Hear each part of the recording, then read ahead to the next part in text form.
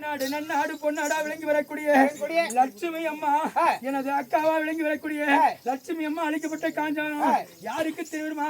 தன்னுடைய தம்பிக்கு லட்சுமி அம்மா என்ன சொல்றாங்க?